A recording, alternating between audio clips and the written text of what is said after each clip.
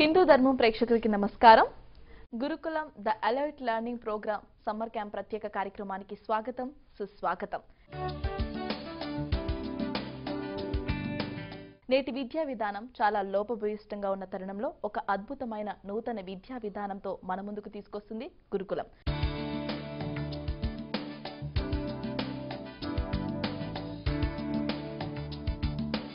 Quite few years, myself and my wife, we are talking that we need to change the education system.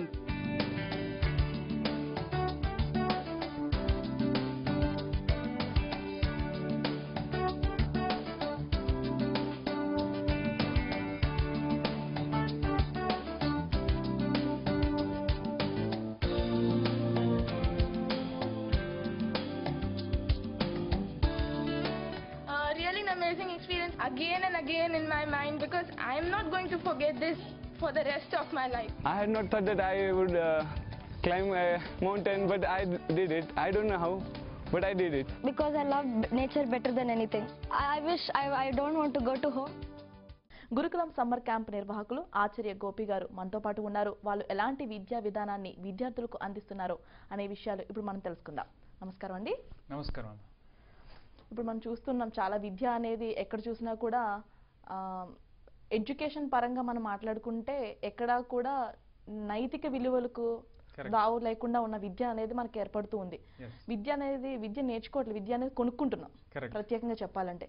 So ఇప్పుడున్న విద్యా విధానంలో, విద్యా వ్యవస్థలో ఎటువంటి సరి అనే మార్పులు చేస్తే విద్య అనేది కరెక్ట్ గా వస్తుందంటారు? సో మొదటిగా మీరు నైతిక విలువలు అనేటువంటి అంశాన్ని ప్రస్తావించారు కాబట్టి దాని గురించి చెప్తున్నాను. సో ఇక్కడ విద్యలో అఫ్ కోర్స్ మనం నేర్చుకునేది నాలెడ్జ్. నాలెడ్జ్ అనే ప్రాసెస్లో ముందుకు వెళ్తా ఉన్న టైంలో ఈ నైతిక విలువలు లేనటువంటి నాలెడ్జ్ ఏదైతే ఉందో అది చాలా ప్రమాదకరమైంది. ప్రపంచంలో కొన్ని మహాయుద్ధాలు కూడా నాలెడ్జ్ ప్లస్ యారగెన్స్తో కలిసి, అంటే అవి రెండు జత కలవటం ద్వారా జరిగినాయి. ఎప్పుడైతే ఒక అద్భుతమైనటువంటి నాలెడ్జ్, అది ఏదైనా కానీ, టెక్నికల్ కానీ లేకపోతే రసాయన శాస్త్రానికి సంబంధించింది కానీ ఏదైనా కానీ, వారికి కనుక దాన్ని ఏ విధంగా ఉపయోగించాలి, దీన్ని ఎందుకు వాడాలి అనేటువంటి ఫండమెంటల్స్ కనుక లేవు అంటే దాన్ని వినాశనానికే వాడతారు. అంటే ఇప్పుడు చదువుకుంటున్నాం అనుకుంటున్నాం కాదు, చదువుకుంటున్నాం. సో కొనుక్కున్నాం, కానీ విలువ లేని చదువుని కొనుక్కుంటున్నాం. రైట్. ఎప్పుడైతే మనం కొనుక్కుంటున్నామో ఆటోమేటిక్గా మనం దానిలో నుంచి ఇంకా ఏదో ఎక్కువ పొందడానికి ఆలోచిస్తాం.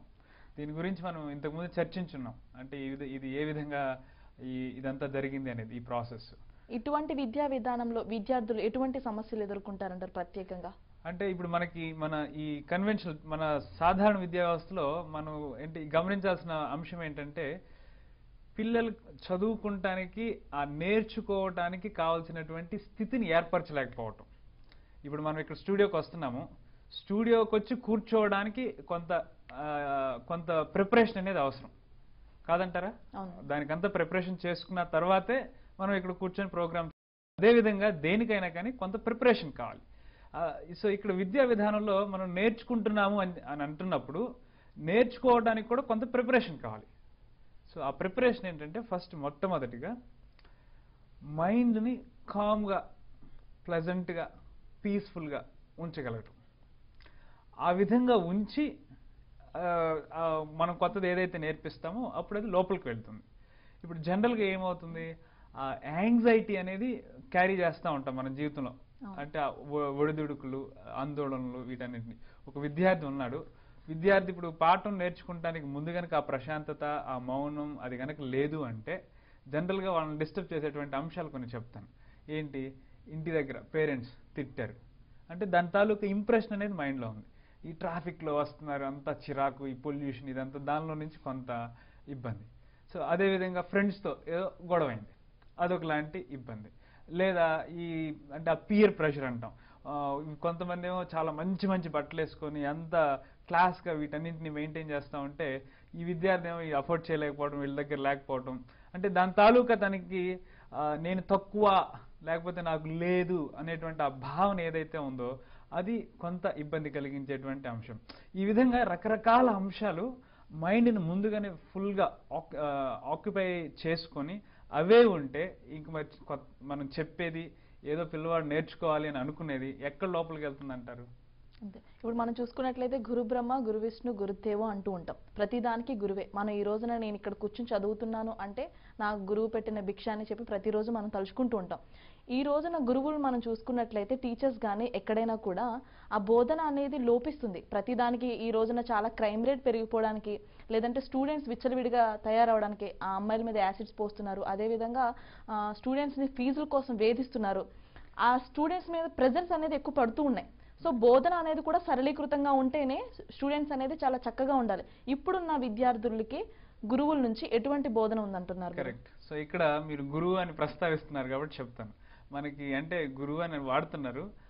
సాధారణంగా గురువు అంటే అజ్ఞానాన్ని తొలగించేవాడు అని అర్థం. అజ్ఞానాన్ని తొలగించి జ్ఞానాన్ని అందించేవారు. అది పరమ సత్యం. ఏదైతే అన్నింటికంటే ఉత్తమమైన జ్ఞానం ఉందో దాన్ని అందించేవారు.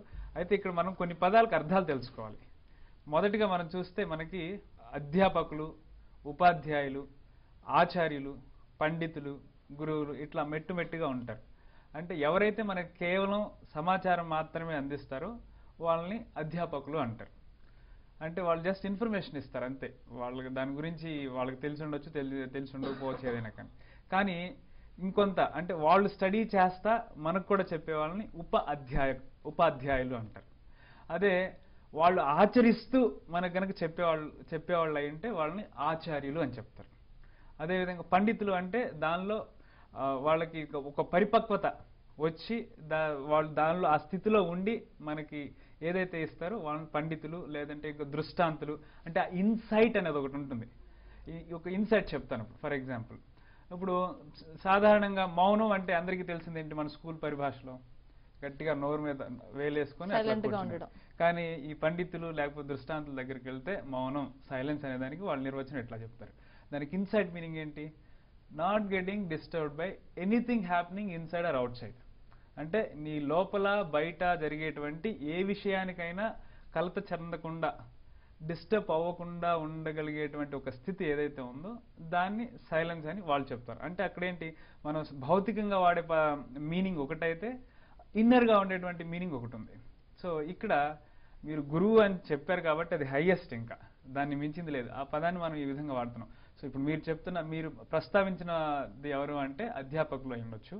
ఇక అధ్యాపకుల దగ్గర నుంచి వచ్చేసరికి మనం ఈ క్రైమ్ రేట్ వీటన్నిటి గురించి అనుకుంటున్నామంటే, ఫస్ట్ అధ్యాపకులు ఆ స్థితిలో ఉన్నారా? ఏ స్థితి? కామ్గా సెటిల్డ్గా ఉన్నటువంటి స్థితి వాళ్ళకు ఉందా? ఇప్పుడు మనం అంతా చూస్తున్నాం ఒడిదుడుకులు, అంటే అలజడి. పొద్దున్నే లేచిన దగ్గర నుంచి రష్, హరింగ్. ఇటువైపు పిల్లలు తొందరగా రెడీ కావాలి. పేరెంట్స్ కొంచెం లేట్ అయిందంటే తట్టుకోలేరు, తిడేస్తూ ఉంటారు. లేకపోతే ఆయన స్కూల్స్కి వచ్చే టీచర్స్ వీళ్ళు కూడా అంతే, పరిగెత్తుకుంటూ వస్తారు. ఈ టెన్షన్లో ఇలా ఫాస్ట్గా వచ్చినప్పుడు ఆ స్థిమితంగా ఉండేటువంటి అవకాశం అనేది లేకుండా ఉన్నటువంటి పరిస్థితి, కొంత మనశ్శాంతితో పాటు ఉండేటువంటిది. సో ఎప్పుడైతే ఆ గురుస్థానంలో లేకపోతే ఆ బోధనా స్థానంలో ఉన్నటువంటి అధ్యాపకులు కానీ ఎవరైనా కానీ ఆ స్థితిలో ఉంటూ పిల్లలకి అదే స్థితిని అందించగలగాలి first. That is a preparation for the learning అనమాట. అంటే కొత్త అంశాన్ని మనం నేర్చుకోవడానికి ముందు కావాల్సినటువంటి సంసిద్ధత. అది గనక ఈ ఒక బాటిల్ ఉంది, దానిలో ఆల్రెడీ అది ఎంటీగా ఉంటే దానిలో మనం నీళ్లు పోసుకోవచ్చు. కానీ దానిలో ఏదేదో నింపేసి ఉంచితే, అండ్ దీనిలో కూడా ఇంకొక బ్యూటీ ఉంది. ఆ బాటిల్ని మీరు మట్టితో నింపొచ్చు, ఇసుకతో నింపొచ్చు, వెండితో నింపొచ్చు, బంగారంతో నింపొచ్చు. సో ఇప్పుడున్నటువంటి మన సమాజంలో ఏంటంటే ఏదైనా ఈ బయట ఉన్నటువంటి అనేక రకాల ప్రభావంతో ఏంటంటే చెత్తతో నింపుతున్నారు దాన్ని. మంచి ఆలోచనలతో లేకపోతే సద్భావంతో వీటితో నింపలేనటువంటి పరిస్థితి. సో ఇక్కడ మనం గురుకుల్ ఎలైట్ లెర్నింగ్ ప్రోగ్రాంలో కూడా ఏం చేస్తామంటే, first aspect of the learning is coming the mind. అంటే ఇప్పుడు ఉన్న విద్యా విధానంలో టీచర్స్ చేయలేంది, మీరు చేస్తున్నది ఏంటి స్పెషల్గా? ఇదే స్పెషల్గా అంటే ఇది వెరీ వెరీ స్పెషల్. ఇదేదో జస్ట్ ఒక క్యాంపుకి సంబంధించింది కాదు, జీవితం మొత్తానికి సంబంధించినటువంటి అంశం. ఏ విధంగా నేను మనశ్శాంతిని పొందాలి అనేది ఎంతమందికి తెలుసు? ఇప్పుడు అందరూ చెప్తారు, అబ్బా నాకు జీవితంలో అన్నీ ఉన్నా కానీ ఏదో లేని కొరత. ఆ కామ్గా, ప్లెజెంట్గా, మైండ్ని క్లియర్గా పెట్టుకునేటువంటి విద్య ఎక్కడ ఎవరు అందిస్తున్నారు? సో ఇది ఫస్ట్ నేర్పించాల్సినటువంటి అంశం పిల్లలకి. ఎప్పుడైతే ఇది నేర్చుకుంటారో ఎటువంటి అలజడి వచ్చినా, ఎటువంటి ఒడిదుడుకులు వచ్చినా కానీ వాళ్ళగా క్లియర్ చేసుకోగలరు. అది వాళ్ళ సామర్థ్యం అనేది అక్కడ దాగి ఉంటుంది. లేదు ప్రతి చిన్నదానికి డిస్టర్బ్ అయిపోతున్నారు, ప్రతి చిన్నదానికి ఇబ్బంది పడిపోతున్నారు, బాగా టెన్షన్ వచ్చేస్తుంది, లేకపోతే ఇదంటే ఇంకా ఈ అంశం నేర్చుకోలేదని చెప్పాలి. సో మనం ప్రత్యేకించి ఈ గురుకుల విద్యా విధానంలో మొట్టమొదటిగా ఈ ప్రాసెస్ని వాళ్ళకి అందిస్తాం. అంటే వాళ్ళకి ప్రశాంతంగా ఉండగలిగేటువంటి ఒక స్థితి, మౌనంగా ఉండగలిగేటువంటి ఒక స్థితి, అది అందించడం ద్వారా మిగిలినవన్నీ తేలికవుతాయి. ఇప్పుడు పిల్లవాడు ఏదో చదువుతున్నాడు అనుకుందాం, చదవడానికి మొదలు పెడుతున్నాడు. ఈ టెన్షన్లు వీటన్నింటితో 100 సార్లు 10 సార్లు చదివినా కానీ అది వస్తుంది అంటారు అంత త్వరగా? అదే మైండ్ని కామ్గా ప్రశాంతంగా ఏదైనా నేర్చుకోవాలి అంటే మనకి అది నేర్చుకుంటానికి ఒక అద్భుతమైనటువంటి, అంటే నేర్చుకోవడానికంటే ముందు మనకి చాలా ఏకాగ్రత అనేది అవసరం. ఆ ట్రిమెండస్ కాన్సన్ట్రేషన్, ఆ ఏకాగ్రత అనేది మనకి ఈ మౌనం నుంచి వస్తుంది. ఎప్పుడైతే ఆ ఏకాగ్రత ఈ మౌనం నుంచి పెంచి ఆ నేర్చుకోవడం అనే దాని వైపు పిల్లల్ని మనం తీసుకువెళ్తాము, అక్కడ అసలు అది కష్టమే కాదు. సైలెన్స్ అనేది పీస్నెస్ ఇస్తేనే ఆ పీస్ వల్ల మనకి ఏకాగ్రత అనేది పెరుగుతూ ఉంటుంది. ఎగ్జాక్ట్లీ. సో మనం ఏంటి ఇప్పుడు ఏం చేస్తాం, వాళ్ళని ఏంటంటే మనం ఈ క్లాస్లో ఏం చేస్తామంటే ఫస్ట్ కాంపిటీషన్కి సెట్ చేస్తాం. కాంపిటీషన్కి సెట్ చేసి క్లాస్లో 30 మంది పిల్లలు ఉంటే ఎవరైతే ఫస్ట్ వచ్చారో ఆయనకి అందరి చేత చప్పట్లు కొట్టిస్తాం, ఆయన పొగిడేస్తారు బాగా, ఆయనకి అంతా ఇచ్చేస్తారు. సైమల్టేనియస్గా మరి మిగిలిన పిల్లల సంగతి ఏంటి? వాళ్ళ మనసుల్లో మనం ఏం క్రియేట్ చేస్తున్నాం? అది ఏదైనా అన్నింటికంటే ఘోరం, లేకపోతే మనం చేస్తున్న పెద్ద తప్పిదం ఏదైనా ఉంది అంటే ఈ కాంపిటీషన్ సెట్ చేయటం. కాంపిటీషన్ సెట్ చేసిన ప్రాసెస్లో మనం లీస్ట్లో ఉన్నటువంటి పిల్లల్ని కోల్పోతున్నాం. అంటే ఒక్కళ్ళే హీరో, మిగిలినంతా జీరోనా? అది ఎలా అవుతుంది? సో ఆ ఇండివిజువల్గా మనం ఒక్కళ్ళనే తీసుకొచ్చే విధానం ఏదైతే ఉందో దాన్ని తగ్గించి గ్రూప్గా మనం ఎలివేట్ చేసేటువంటి విధంగా మన విద్యా వ్యవస్థను మనం తయారు చేసుకోవాలి. దీనికి ఏమైనా సీట్ రావడానికి కూడా స్పెషల్గా ఏమైనా ఉంటాయండి గురుకులంలో చదవాలంటే? అంటే ఇక్కడ సీట్ అనేది ఏం లేదు. మనం ఫండమెంటల్గా ఏం చూస్తామంటే వీళ్ళకి ఆ చదువుతున్నది కనీసం ఒక 60-70% అర్థమవుతుందా, దాన్ని అప్లై చేయగలరా, అంతవరకు చూస్తాం. ఎందుకంటే మనం పాతవి నేర్పించాం. వీళ్ళు నెక్స్ట్ అకాడమిక్ ఇయర్ ఏదైతే ఉందో ఆ అకాడమిక్ ఇయర్కి సంబంధించి ఈ ఫిజిక్స్, కెమిస్ట్రీ, బయాలజీ, మ్యాథ్, లేకపోతే పార్ట్ ఆఫ్ సోషల్, వీటన్నింటినీ మనం ఎక్స్పీరియన్షియల్గా నేర్పిస్తాం. దాని లైఫ్ టైం మొత్తం ఏ విధంగా గుర్తుపెట్టుకోవాలి అనే దానికి కూడా శిక్షణ ఇస్తాం. అయితే మనం వెళ్ళేటువంటి ఈ స్పీడ్ ప్రాసెస్లో వాళ్ళు దాన్ని అందుకోగలగాలి అంటే ఆ మినిమం సో అర్థం చేసుకోగలవారే ఉండాలి. అది కనుక అర్థం కాకపోతే వాళ్ళకి ఇబ్బంది అవుతుంది అనమాట. సో కాబట్టి దీనికి ఒక స్క్రీనింగ్ టెస్ట్ అనేది ఏర్పరచడం ద్వారా వాళ్ళని మనం సెలెక్షన్ చేసుకుంటాం. Gurukulam the elite learning programme summer క్యాంప్లో పాల్గొన్నటువంటి విద్యార్థి తల్లిదండ్రుల అభిప్రాయాలు ఇప్పుడు తెలుసుకుందాం. నమస్తే అండి, నా పేరు పవన్ కుమార్. ఈ గురుకుల్ ఎలైట్ లెర్నింగ్ ప్రోగ్రామ్ గురించి నాకు 4 years బ్యాక్ తెలియడంతో మా పెద్ద అబ్బాయిని when he's coming to 8th class join చేయడం జరిగింది సమ్మర్ క్యాంప్లో. And the biggest benefit for me is ఇప్పుడున్న డీఫోకస్డ్ సొసైటీలో పిల్లలు whatever they should learn అన్నది నేర్చుకోలేకపోతున్నారు, దాన్ని రిటైన్ చేయలేకపోతున్నారు. But there is a mark difference in my elder son. ఇప్పుడు వాడు 10th ఎగ్జామ్స్ రాస్తున్నాడు CBSE.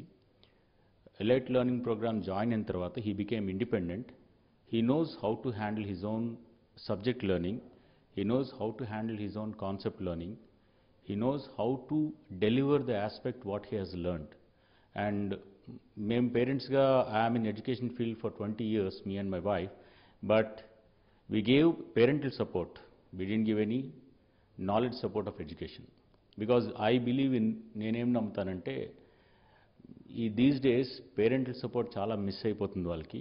But Gurukul elite learning programme ఏం చేసిందంటే రియల్ గురువు అంటే ఏంటి, ఎలా నేర్చుకోవాలి, తను ఎలా రెడీ అవ్వాలి నేర్చుకోవడానికి, ఏ పద్ధతిలో రెడీగా ఉంటే తను నేర్చుకున్న పాఠాలు లేకపోతే విషయాలు లైఫ్ లాంగ్ తనకి గుర్తుంటాయి, తన లైఫ్లో ఉపయోగించుకోవడానికి ఎలా అనుభవంలోకి ఉంటాయి అనేది తెలుసుకోవడం వల్ల I have seen mark difference in my son.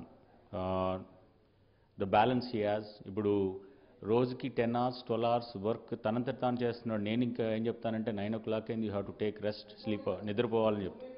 But here తన డెసిషన్ కాబట్టి, తను హ్యాపీగా చేస్తున్నాడు కాబట్టి, తన నిర్ణయం, తన టైం, తన వర్క్ అంతా కూడా తనే డెసిషన్ చేస్తున్నాడు. దాంతో at the end of his work he's more happy, పీస్ఫుల్గా ఉన్నాడు, మా డ్రైవ్ ఫోర్స్ ఏం అవసరం లేదు తనకి. So he became self independent in learning the whatever he want to learn, he's free. And the same time ఈ opportunity చూసిన తర్వాత ఏమైందంటే he was into music for 12 years అండి, వోకల్ సింగింగ్లో. మొన్న ఈ అకాడమిక్స్ చేస్తూ జనరల్గా ఏం చేస్తారంటే మ్యూజిక్ ఎగ్జామ్ ఇవ్వాలంటే సమ్మర్లో స్పెషల్గా వాళ్ళు మళ్ళీ ఆ ఎగ్జామ్ ఇచ్చిన 10th క్లాస్లో స్పెషల్గా చాలా కోచ్ చేయాల్సి వస్తుంది వాళ్ళకి. బట్ ఈ సమ్మర్ క్యాంప్లో ఉంటూ వాడు వచ్చి ఎగ్జామ్ రాశాడు. He could clear Telugu university exam. So అక్కడ నాకు అర్థమైంది ఏంటంటే if the person decides clearly, తనంతట తాను సపోర్ట్ చేసుకోగలిగితే ఏదైనా ఎనీ పాయింట్ ఎన్ని టాస్క్లు ఇచ్చినా వాళ్ళు సాధించగలుగుతారు. అది truly because of this Gurukul elite learning ప్రోగ్రామే సాధ్యమైందండి. I'm really thankful to Gopi Acharya garu. నేను మొట్టమొదటిగా 3 ఏళ్ల క్రితం కలవడం జరిగింది మా అబ్బాయిని జాయిన్ చేసినప్పుడు. And it's an added value to my son in his life. And పేరెంట్స్కి ముందు నేను చెప్పాల్సింది అనుకుంటానంటే మీరు కొంచెం ఇన్సెక్యూరిటీని వదిలిపెట్టండి. పిల్లల్ని ఫ్రీ యాటిట్యూడ్తో పెరగడానికి, వాళ్ళు ఫ్రీగా ఉండి నేర్చుకోవడానికి అవకాశాన్ని ఇవ్వండి. గురుకుల్ ఎలైట్ లెర్నింగ్ ప్రోగ్రామ్ జరిగేది ఏంటంటే he becomes a true disciple. విద్యాదానం చేస్తున్న గురువు గారికి గొప్ప శిష్యుడిగా మారుతాడు ముందు. దానివల్ల తను విద్యాభ్యాసం చాలా ఈజీగా ఉంటుంది, ఆనందంగా ఉంటుంది, స్ట్రెస్ లేకుండా ముఖ్యంగా ఉంటుంది. చాలా స్ట్రెస్తో ఉన్నారు పిల్లలు. ప్రస్తుత సొసైటీలో మాత్రం చాలా స్ట్రెస్ ఎక్కువ ఉంది వాళ్ళకి. అంత చిన్న వయసులో అంత స్ట్రెస్ అవసరం లేదు. So Gurukul elite learning programme వల్ల మా అబ్బాయికి మాత్రం he got a freedom, complete freedom from the stress and he learned a lot. He is better human being in the sense. So ఇప్పుడున్న చదువుకి ఇప్పుడు చాలా మంది చదువుతూ ఉంటారు. గురుకులంలో స్పెషల్గా చదివితే ఈ స్టూడెంట్స్ ఇలా ఉంటారు అని చెప్పుకోవడానికి ఏమైనా ఉందంటారా? సో ఈ గురుకుల్ ఎలైట్ లెర్నింగ్ ప్రోగ్రామ్ అంటే ఇంతకుముందు మా దగ్గర శిక్షణ పొంది ఉన్నటువంటి విద్యార్థులు ఎంతో మంది దేశ విదేశాల్లో ఉన్నారు. వాళ్ళంతా ఇప్పుడు మేమంటే రీసెంట్గా ఈ ఫేస్బుక్ ఓపెన్ చేసి దానిలో దీనికి సంబంధించిన సమాచారం పెడతాం జరిగింది. దానిలో వాళ్ళ అంటే ఎంతో అద్భుతం. అంటే ఒక్కసారి ఈ ప్రోగ్రామ్ అటెండ్ అయితే ఇది లైఫ్ టైం వాళ్ళకి ఒక గ్రేట్ మెమరీ, ఒక గొప్ప మర్చిపోలేనటువంటి అనుభవంగా మిగిలిపోతుంది అక్కడ. ఎందుకంటే మనం వెరీ కోర్ అక్కడ స్పిరిట్ అండ్ మ్యాటర్ అంటాం కదా, high level of energy, enthusiasm, happiness అవన్నీ ఒకసారి ఎక్స్పీరియన్స్ అయిన తర్వాత మీరు ఏదో పిక్నిక్ వెళ్ళొచ్చారు, వెళ్ళినప్పుడు ఏం చెప్తారు దాని ఎక్స్పీరియన్స్? వాహ్ చాలా బాగుందని చెప్తాం కదా. అదేవిధంగా అంటే ఇది పిక్నిక్ కాదు, దీనిలో ఏంటంటే వినోదం ఉంది, విజ్ఞానం ఉంది, అంతకంటే ముఖ్యమైన ఆత్మజ్ఞానం ఉంది, అంతకంటే అఫ్ కోర్స్ ఇంకా అంతకు మించి ముఖ్యమైన చెప్పలేమనుకోండి. సో ఇది అన్నింటినీ అంటే ఇంకోవైపు టెక్నాలజీ ఉంది దీనిలో, ఫ్యూచరిస్టిక్ టెక్నాలజీస్ గురించి ఓరియంటేషన్ ఉంది. సో వీటన్నింటినీ కలబోసి తయారు చేసినటువంటి కార్యక్రమం. దీన్ని వాళ్ళు పూర్తిగా ఎంజాయ్ చేస్తారు. ప్లస్ జీవితం మొత్తం దీన్ని ఉపయోగించుకోవడం ద్వారా చాలా బెనిఫిట్స్ పొందుతారు. ఇక్కడ మనం ఒక ఆర్గనైజింగ్ అంటే నన్ను నేను ఏ విధంగా నీట్గా ఆర్గనైజ్ చేసుకోవాలి అనే దాని గురించి ఒక ట్రైనింగ్ ఇస్తాం.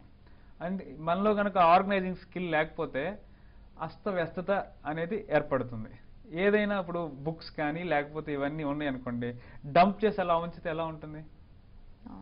తీసుకోలేని పరిస్థితి. అదేవిధంగా అకాడమిక్స్ కూడా, అదేవిధంగా లైఫ్లో మనకున్నటువంటి అనేక ప్రయారిటీస్, అంశాలు, వీటన్నింటినీ కూడా వాటిని ఒక సరైన క్రమంలో, పద్ధతిలో ఆర్గనైజ్ చేసుకుంటం ద్వారా చాలా సులువు అవుతుంది, చాలా సులభం అవుతుంది. అదే డంప్గా 10 ప్రోగ్రామ్స్ పెట్టుకొని అన్నీ ఇట్లా పిచ్చిగా పెట్టుకుంటే దానివల్ల మనం చాలా ఇబ్బంది పడతాం. సో విద్యార్థుల్లో మనం ఇది నేర్పిస్తాం, ఏ విధంగా ఆర్గనైజ్డ్గా ఉండాలి, whether it is life or academics. అంటే చదువు పరంగా కాకుండా గురుకులం ఎలైట్ లెర్నింగ్ ప్రోగ్రాంలో ప్రత్యేకంగా మానసిక దృఢత్వం ఏ విధంగా ఉండాలి, జీవితంలో ఎలా ముందుకు వెళ్ళాలనేది ముందు నుంచి స్టాండర్డ్ నుంచి మీరు నేర్పిస్తూ ఉంటారు. ఎస్, ఫస్ట్ ఫండమెంటల్ అది. ఫస్ట్ అంటే జీవితానికి సంబంధించి మనకి సమాజంలో అనేక రకాల అపోహలు, మూఢనమ్మకాలు ఏర్పాటు చేస్తూ ఉంటారు. ఎందుకంటే ఏం చెప్తారు ఇక్కడ సమాజంలో ఏం జరుగుతుందో చెప్పమంటారా? మీరు కూడా దీనికి ఒప్పుకుంటారు, బాగా కష్టపడితే మీకు రేపు హ్యాపీగా ఉండొచ్చు, ఆనందంగా ఉండొచ్చు. ఒప్పుకుంటారా? నిజమేనా? చిన్నప్పటి నుంచి స్కూల్లో అందరూ చెప్తారు ఈ మాట, వినే మాట కూడా. వినే మాటేనా? నేను అంటాను అబ్సల్యూట్లీ రాంగ్ అని. దీనికి ఇంకోటి చెప్తాను, దీనికి సోర్స్ ఎక్కడ అనేసి. మనం కనుక భగవద్గీతను గమనిస్తే అఫ్ కోర్స్ నేను ఇంతకు ముందు కూడా చెప్పున్నాను, ఈ ప్రోగ్రామ్ అంతా అప్లికేషన్ ఆఫ్ అవర్ స్పిరిచువాలిటీ, లేకపోతే మన సనాతన ధర్మం ఏదైతే ఉందో దానికి సంబంధించినటువంటి కొన్ని ప్రిన్సిపల్స్ని మనం ఇక్కడ అప్లై చేయడం ద్వారా ఈ ప్రోగ్రామ్ అనేది మనం డిజైన్ చేసాం. అయితే దీనిలో ముఖ్యమైనటువంటి అప్లికేషన్ ఏంటంటే గీతలో కృష్ణుడు ఒక శ్లోకంలో ఇది ఉంటుంది, యోగస్థః కురు కర్మాణి. దీని అర్థం ఏంటంటే యోగంలో స్థిర చిత్తంలో ఉన్నవాడివై కురు కర్మాణి అంటే పనులు చేయండి అని దీనికి అర్థం. అంటే అక్కడ యోగస్థ అంటే ఆ కామ్, సెటిల్డ్, ప్లెజెంట్, నిశ్చలమైనటువంటి మనస్సు ఏదైతే ఉందో అక్కడ నువ్వు స్థిరమైన వాడివై ఎస్టాబ్లిష్ అయి ఆ కామ్నెస్లో నుంచి, ఆ ఫ్రీడంలో నుంచి, ఆ హ్యాపీనెస్లో నుంచి ఏదైతే చేస్తావో దానిని యోగస్థ కురు కర్మాణి. ఇప్పుడు పరిస్థితి ఏంటంటే రోగస్థ కురు కర్మాణి. అందరూ ఎప్పుడు ఏదో టెన్షన్స్తో రోగాలు, మానసిక వ్యాధి కూడా వ్యాధే, రోగాలు పెట్టుకొని చేసేటువంటి పరిస్థితి. ఇప్పుడేమంటారు, నువ్వు బాగా కష్టపడు 10th వరకే, నువ్వు 10th వరకు అయిపోతే ఇంకేం లేదు నీకు అయిపోయింది అంటారు. అది అయిపోయిన తర్వాత అయిపోయిందా? ఇంటర్ లేదు, ఆ తర్వాత గ్రాడ్యుయేషన్, మళ్ళీ ఉద్యోగం. ఎక్కడ కష్టపడు అని చెప్తారు. నువ్వు అంతా కష్టపడితే నీకు ఏదో రోజు యోగం వస్తుందంట. యోగం అంటే బేసిక్గా హ్యాపీగా ఉంటావు అనుకోండి. అంటే ప్రస్తుతానికి శారీరకంగా కష్టపడి కన్నా మెంటల్లీ స్ట్రెస్ తీస్తున్నారు. అంటే ఇప్పుడు ఒక ఎగ్జామ్ ఫెయిల్ అయితేనో సూసైడ్ చేసుకోవడం ఎక్కువ చూస్తూ ఉంటున్నాం. కరెక్ట్. దానికి రీజన్ ఇదే, వెరీ సింపుల్. వాళ్ళు ఇప్పుడు అదే ఆ హ్యాపీనెస్లో, ఆ కామ్నెస్లో, ఆ నిశ్చలతలో కనుక ఎస్టాబ్లిష్ అయి ఉంటే ఆలోచనలన్నీ ఎందుకు వస్తాయి? హ్యాపీగా ఉంటే సూసైడ్ చేసుకోవాలని ఆలోచన వస్తుందా ఎవరికైనా? ఆ హ్యాపీనెస్ లేకపోవటం వల్లే, ఆ హ్యాపీనెస్, ఆ ఆనందవంతమైనటువంటి స్థితిలో మన మనసుని నిశ్చలంగా ఎలా పెట్టుకోవాలి అనేది తెలియకపోనందునే ఇవన్నీ దుష్పరిణామాలు అనేవి మనం చూస్తూ ఉన్నాం. సో ఇక్కడ ఆ స్టేట్కి తీసుకురావడం అనేది ఫస్ట్ ఇంపార్టెంట్. అది అయిన తర్వాత దెన్ ఆఫ్ కోర్స్ మీరు యాక్షన్ చేయడం ద్వారా, ఆ కర్మ చేయడం ద్వారా అది మీకు ఏ రిజల్ట్ వచ్చినా కానీ భగవత్ ప్రసాదంగా వస్తుంది అని చెప్తారు. సో ఈ ఎంటైర్ ప్రాసెస్ ఏంటంటే ఒక ఫుల్నెస్లో నుంచి, ఒక హ్యాపీనెస్, ఒక ఎంతూజియాజం, ఎనర్జీలో నుంచి చేసేటువంటి కార్యక్రమం అన్నమాట. అదే మామూలుగా మనం అదర్ సైడ్ కనుక గమనించినట్లయితే ఎప్పుడు టెన్షన్, ఎప్పుడు భయం, ఏదో ఎగ్జామ్ ఉందని భయం, పేరెంట్స్ ఎడుతున్నారని భయం, లేకపోతే సమాజం అదని ఇదని భయం, ఇటువంటి భయంతో చేసేటువంటి, లేకపోతే టెన్షన్తో చేసేటువంటి ప్రాసెస్ ఇటువైపు, హ్యాపీగా చేసే ప్రాసెస్ ఇటువైపు. సో ఇప్పుడున్న స్టూడెంట్స్కి, ఇప్పుడున్న చదివిస్తున్న తల్లిదండ్రులకి, ఎదురున్న విద్యార్థులకి మీరేం చెప్పాలనుకుంటున్నారు? మరి చదివిస్తున్నటువంటి తల్లిదండ్రుల కంటే నేను ఎప్పుడు ఇదే చెప్తూ ఉంటాను, మీరు ఏదైనా పిల్లల్ని ఒక గురువు దగ్గర, ఒక స్కూల్ దగ్గరికి పంపిస్తున్నారంటే మీరు అక్కడ ఈ ఇన్ఫ్రాస్ట్రక్చర్ కాదు చూడాల్సింది. ఎంత పెద్ద బిల్డింగ్లు ఉన్నాయి, ఎన్ని మంచి మార్బుల్స్ వేశారు, ఎన్ని టాయిలెట్స్, వెస్ట్రన్ కమోడ్స్ ఉన్నాయి, లేకపోతే వీటి గురించి కాదు. అఫ్ కోర్స్ తింటాం, అదంతా జరిగిపోతూ ఉంటుంది, అది న్యాచురల్ ప్రాసెస్. కానీ అక్కడ ఉన్నటువంటి ఆ గురువుల యొక్క వ్యక్తిత్వం ఏంటి, అది మోస్ట్ ఇంపార్టెంట్. అది గమనించిందే అంటే వాళ్ళలో కనుక ఆ గ్రేట్నెస్ కనుక లేకపోతే, మనం ఇప్పుడు పిల్లల్ని ఎందుకు చెడ్డ వాళ్ళతో కలవనివ్వరు?